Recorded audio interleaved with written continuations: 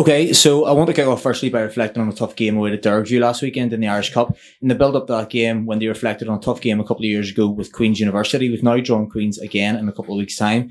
Would you rather draw a team from this league that you see week in, week out, and you play against week in, week out, or does it not really make a difference? Oh, I'd rather have a home game. I don't know if it... I think everybody wants a home game. But it was a tough game last week. As I said before, I didn't know where Dergview was. That wasn't meant in any way as an insult. I actually did not know where it was. But I do know where it is now because they were brilliant hosts. Their chairman was superb. The whole club was superb. They treated our fans well. So yeah, hard game. Scored 2 goals. Made it difficult for us in the second half. And to get out with a win and advance to the next round is the most important thing. Queens will be tough again. They're not probably flying the way they were a couple of years ago. They haven't been doing so well, but that doesn't mean they won't show up and give us a good game, by no means. So we're preparing again like it's another cup final. And before that game with 4 tough Danske Bank Premiership games beginning on Monday night away to Cliftonville, the last 2 times we've met, the games have been won by 1 goal. Are you expecting it to be a game where we might only get 1 or 2 chances and need to capitalise on them? I think the first half up there at the start of the season, we created 3 or 4 really good chances. And it could have probably been 2-0 at half time. Then they came out in the second half. The game changed a little bit. They got the goal and they got the 3 points. So it was a good game. I've watched them a lot this year. They play good football. We can do that as well. So I think it's going to be a really good game of football. But I know the guarantee we will have is it's going to be a packed house. It's going to be a brilliant atmosphere and it's going to be a great spectacle for the league. And with 21 games played then, we're 3 points behind league leaders Linfield and 1 point behind Cliftonville. There's obviously still plenty of football to be played, but do you think that this game is a game that we really need to get something out of if we're going to stay in contention for the Gibson Cup? I mean, the simple answer is of course, but it's too simple to answer that way. You know, it's teams will drop points, as will likely we, but other teams around us will take points of each other. So it's important to pick up as many as you can, as often as you can. But it's not the end of the world if you don't pick up maximum points week in, week out. That's your target always, to try and go for maximum points.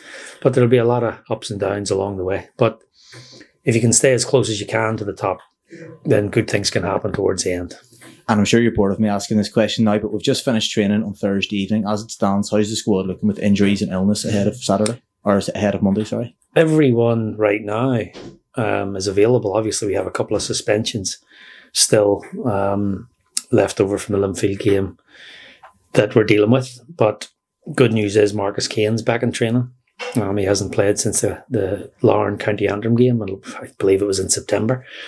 He won't be in contention for this game, but he's back in team training, which is really positive for the team. Everybody else is available and healthy. And that was my next question, was just on Captain Marcus Kane. Luke McCulloch as well, I believe, had surgery on Saturday. Is there any update on how that's going? It went really well. It was a straight cruciate ligament repair. No meniscus, no cartilage, so it makes the rehab much more smooth. It doesn't change the time frame, but it just changes the type of complications you might have. So a straight cruciate ligament repair, and he'll be in rehab as of this week. Great, thanks Mick. I'm going to pass you over now to the members of the press.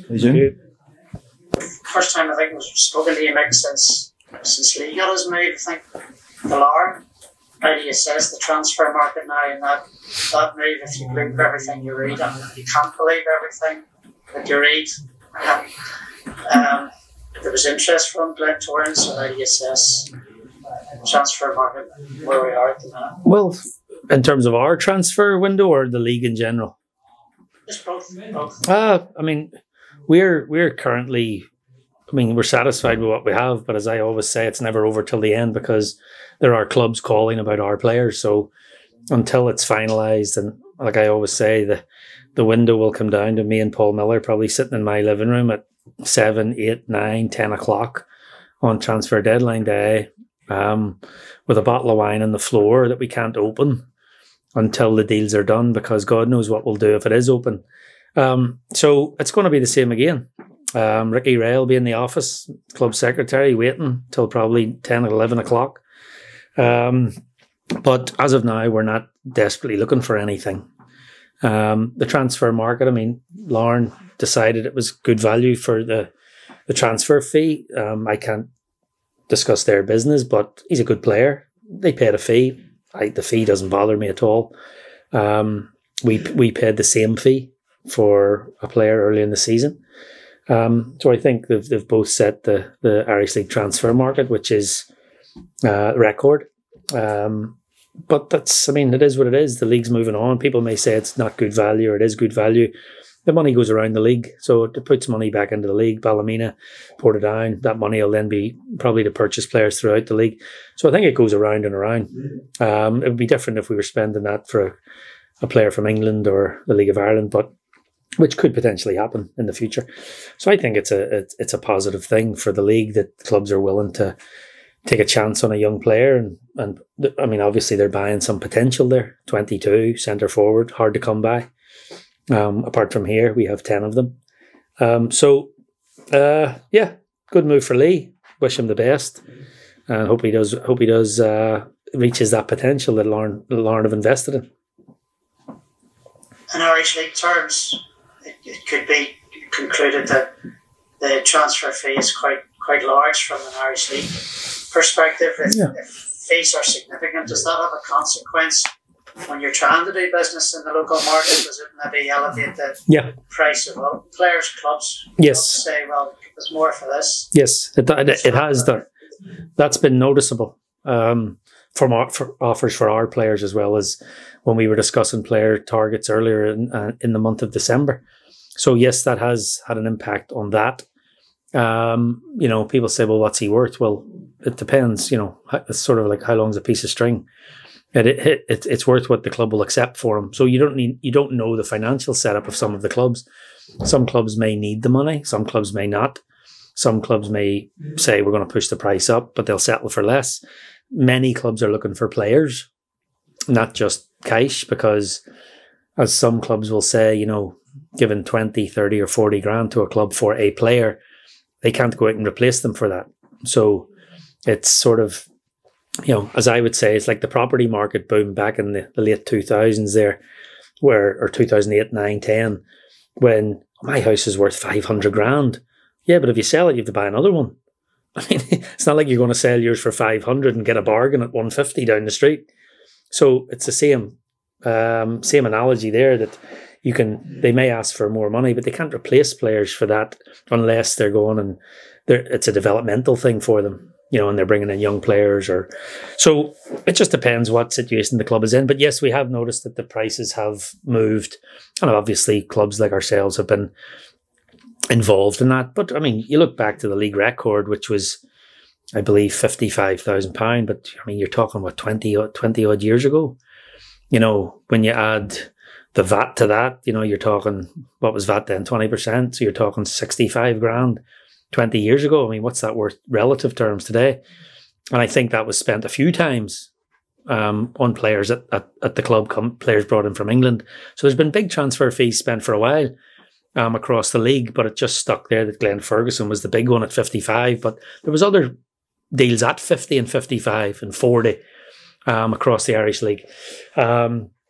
So, I mean, I remember, I think it was George O'Boyle, not within the league, but he went to Bordeaux for 100 grand back in 1988. And that was good money back then as well. So, but I understand what you say, that transfer fees have moved up. I don't think it's a negative thing, because the money is staying in the league and the money will go around, and hopefully it supports some of the clubs that need it. Just on a related sort of subject, I think we've been seeing some young players move across the water. Do you think, I know you've Glentoran and Ashfield in particular have an incredible record, and the partnership with Ashfield, which is brilliant. And do you see more young players getting the door opening for more young players because of VAT rules, red tape, maybe going, Brexit, you know, academies, there's spaces in academies for English clubs, so that could give opportunities for our younger boys? Absolutely, and it's because the English clubs can't sign European passport holders until they're 18. They can no longer fill their academies with young French players, Croatian players, Dutch players. So now the English clubs can only bring in 16-year-olds with UK passports. They can't even sign Republic of Ireland players till they're 18. So it's making our players more valuable and more of an asset to the English clubs. The reality is the English clubs have ripped off Irish League clubs for too long. And it's now about time that our players are paid what they're worth. UEFA has a clear developmental fee structure. We don't make it up. If we have a player, the developmental fees start from 12 years of age. If we have a player in our academy from 12 to 16 or 17 and he signs for an English academy, it's clearly written in the rules of UEFA what the developmental fee is. And depending on the tier of academy he's going to, the fees are different. If he's going to a Premier League academy, if he's going to a... So let's say a developmental fee for player X is £50,000. Well, we should be entitled to that. We developed him, but for years we've been forced into signing compromise agreements and selling players for $5,000 and $10,000 and $12,000 and $4,000. So the English clubs have taken advantage of Northern Ireland for many, many years. And the rationale from even people involved in our football was, let's get as many across the water for on the cheap as we can. And out of the 50 we get across, we might get one playing for Northern Ireland. So it was a numbers game. But the Irish League clubs weren't treated fairly. If you go to a Southern League club, the FAI has backed their clubs and has stepped in and said, if you want to take a kid from an FAI club, you pay the full developmental fee or he doesn't go. That's been for years. But we haven't had the same up here. So we've been forced for years to, in my time here, 2 years ago, players have went for $5,000, $10,000. But those days are gone now because of Brexit has made our players, which are the same calibre, much more valuable and much more of a wanted asset, which I think is great. But now let the Blackpools and the Middlesbroughs and the West Hams, let them pay what they're worth, because that money comes into local football. We still want the players to get away, but be fair with us. That's what I'm saying. So the money needs to come into local football and the developmental fee. Of course, you can always sign a compromise agreement. But if the developmental fee is 50 and you get offered 5, that's not a compromise agreement. That's ripping you off. So we need to work together to keep money in local football as well. And I do think that if the Premier League clubs, Championship clubs, League One, they still need to fill their academies. Where do you get them from? Now Northern Ireland becomes a really good place. We've moved, I think, 5 players since the summer to English clubs. And great for them. Linfield has moved several in the last weeks. It's been in the press. Great. Other clubs have moved players, but I think 5 or 6. We need those developmental fees, and the junior football clubs, the likes of Dungannon United and Dungannon Swiss, if they're paid a fair price for a good player, that's all we're saying. Treat us fairly. Abide by the UEFA developmental fees. If you come to us with a reasonable compromise, we'll work with you. But please don't come here and try and please don't make the headline in the Telegraph tomorrow, English clubs are ripping us off. I think it's just we need to be treated fairly. And I think that if that's the case, it'll be good overall for local talent, local clubs and grassroots clubs that have developed some of these kids from 12 years old. Yeah, there's probably an argument as well if they go over when they're a wee bit older and they have more experience of being around the first team, yeah, even playing a couple of matches, that they are more battle ready for it, so the danger is that they don't come back sort of disillusioned of a bad experience. Well, when the clubs were 2 nights a week here and no Icefield Academy or the Niffle Academy, the kids were going from 2 nights a week. They get dropped into an English academy of 6 days a week. How many of them do you know have got injured within the first year? Lots of them, because the workload just jumps. It's 6 times more. Also, the Irish League clubs. How many times have you heard this? We couldn't stand in his way. Had to let him go. But some of our clubs are full time now. We can give a full time academy experience. Our Icefield boys are training 5 days a week. Some of them are training with the first team. So instead of going and living in digs and eating food with some stranger you don't know, live at home. Live at home with your mother and father, 16, 17, 18. Maybe play. Matty Lusty's an example. Matty Lusty at Larne. He's now on loan at Portadown for the rest of the season. If he has 10 good games for Portadown, he'll be gone. But he was, maybe going to go at 15 or 16. Would he have been home by now? Who knows? But there's an example of a kid who, if he goes into Portadown's first team, which he will, and has 10 good games, I would guarantee he'll be gone. Just we could talk all day about this, but quick one, last one for me. Jared Lawler has admitted that the standard of referee is a threat to the progress of the Irish League? And I know managers have spoken out recently about their concerns about this. Seems to be like a topic that we've been discussing for years, but in the modern day game this season, do you share those concerns? I would say that unless we put systems and protocols in place where we can get fair assessments of them to give them feedback, then there's no, basically show them the mirror. The only way to accept that you need to improve is look in the mirror. So I would say if we all want to improve football here, whether it be coaching, media, refereeing, match day operations, all of the above, you have to look at yourself and say, well, look, what can we do? So I think if they put systems and protocols in place where we can give feedback as well, maybe we all grow together, because it is what it is. There's 12 Premiership referees at the minute, and that's the 12 we have. How do we improve them? Put systems in place. Is it education? Is it workshops? Is it feedback on a weekly basis? Is it video content? A lot of these guys aren't full-time. So they go to their job on a Monday and maybe don't think about the next game until Friday night. Do they get feedback by video? Do they get to see their clips? Are the head of referee? I mean, we have two, as far as I know, we have two people who are full-time that manage the referees. I don't know either of them. But are they given video feedback on a weekly basis? Are they saying, look at here's your yellow cards from the game, here's your calls, here's your fouls, here's your free kicks. Could you review this? I don't think there's a feedback loop for the referees to get video content. And that's how you learn. That's why you do video meetings with your team. Now, I'm sure they do courses on a regular basis, but doing a 1 week course every year is not feedback. Best way to get feedback is immediate. You have a game on a Saturday, you've got feedback by Monday morning. And that's how you... So are there systems in place? Because the referees are what they are. They are who we have. And we have to deal with them, improve them, and go from there. But there's obviously been a shortage of referees, hasn't there, since... Yeah. For whatever reason. Yeah. It hasn't been added to the developments. Yeah. It's very... Have you ever tried to referee a game yourself? Yeah, I refereed one at university in Liverpool. Liverpool Institute of Higher Education against, I believe it was York University. I was the central referee. And so that was it. That was my career. 19 years of age, reffing a game as a favour. So I've never done it since. Well, you can imagine how difficult it is. Oh, I can't imagine how. Give me a pension, I wouldn't do it. So it's a hard job. But if you accept to do the job, you've got to try and improve and do it the best they can. But they need help. They need feedback. They need ways to improve.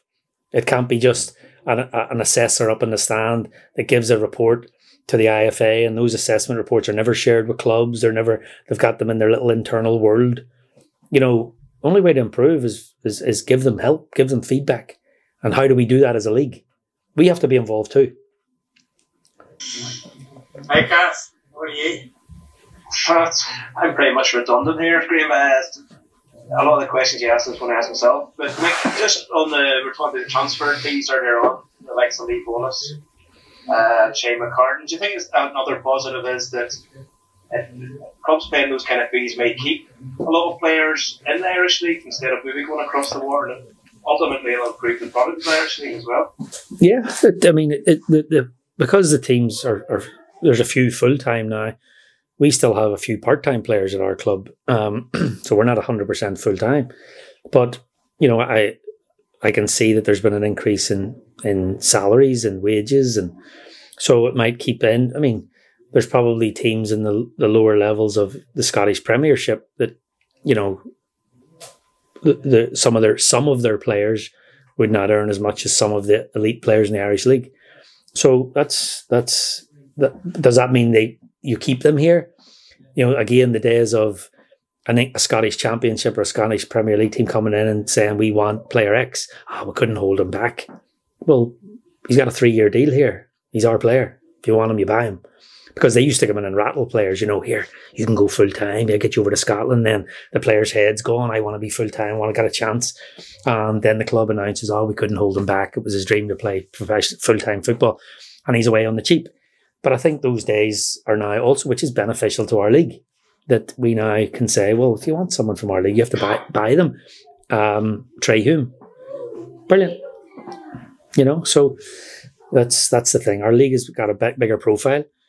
Our league has got, that's what we've always wanted since I've been home, a bigger profile for the league. When I tried to sign players from Croatia, I flew to Croatia to sign Hervoy Plum and Marion and spoke with the agents, and the agent said, where is it? No, not a chance. I mean, not even on the map, not even on the radar, because no, they type in and see highlights. Say it again. You should have said Derek. So, but they would type in and see highlights of games, YouTube clips, and they'd see the stadium, they'd see the pitch, they'd see, that's changing gradually. So now you can go on to Y-Scout, every game in the league is on Y-Scout, and they can see a Larne game on a nice pitch with a full stadium. And, so the profile improves, is bigger, players become more valuable, it attracts more players to the league. And players become more valuable then, the league improves. So the whole thing is about a sponsorship increases. And that's why I keep digging in. The next thing that needs to happen is facilities, venues. You can't bring the profile of the league up when you're coming in decrepit stadiums. You can't entice families and children and women and a new market to come to stadiums when the facilities can't accommodate them comfortably. We do have many that it's comfortable, but we don't have enough. We keep hearing that they're looking to speed this process up, but we seem to be talking about it when it comes to the sub-regional funding. Yes. Speed it up from 0 to what? Even if you double 0, it's still 0. So it's speed it up to what level? Who knows? It's unfortunate. But if they decide to release money to sport, you know what's going to happen. There's going to be the outcry about the health service in schools, which I get. I understand. Everybody needs funding. So, but we sort of have been waiting for a decade for it now, and desperately need it. Will it create jobs? Yep, probably. We know that the NIFL group of clubs puts a substantial amount into the economy. In terms of ticket sales, wages paid, employees. I think we're the biggest sports employer in the country, aren't we? The NIFL group of clubs. So it's a big thing. Help us out. Just finally, one other for me. When it comes to transfer fees, where do sort of Glentoran lie, say it's deadline day, and Glentoran are looking at there? Where do they draw the line when it comes to, like we spoke about, inflated transfer fees possibly coming into the game? I don't think you'll see. I mean, it's 100 grand and 100 grand in the last year, calendar year. Obviously, there's 20% VAT on those fees, so that's where we often get the 120 for players, and so I don't think you'll see it in the near future coming. They may find it for a player coming into the country from another league. I don't know, but I'm just looking around the league to say, well, who in the near future? Because it is a big number. I mean, obviously, Linfield have their policy about how they work. Larne has their policy. We have ours. And we're fortunate that we have financial backing. Other clubs will have their fiscal responsibility that they have to stick by. So there's only a few clubs that could do it. And then there's maybe only a couple of clubs that would do it. And there's maybe one club that it's not within their policies, the way they work. So that's the reality. So I don't think it'll happen in the near future. And just last one for me. Monday night big game against Cliftonville. It looked as if we were starting into a 3-horse race with Larne now. It's obviously Beaky's last time out in the league. Proceeding as well. Do you still see it as being wide open? Yeah, wide open. I mean, we played Larne here. It was a good game, entertaining game. I mean, we had 7 players missing on the day. It's not an excuse because we were still able to field a good team. But we had some players that were tired and struggling a little bit in the game. So it was unfortunate due to COVID and a couple of injuries. And yeah, so it was a good game. Lauren's a good team. They've had a couple of wins. You know, I think they beat Carrick and then they beat us, and now they've won. So it gives a bit of momentum to them. The Crews, I've said it since the start of the season, it's not over for them. Cliftonville, far from over. I'm sure they'll strengthen in this window. Linfield, not over. Us, not over.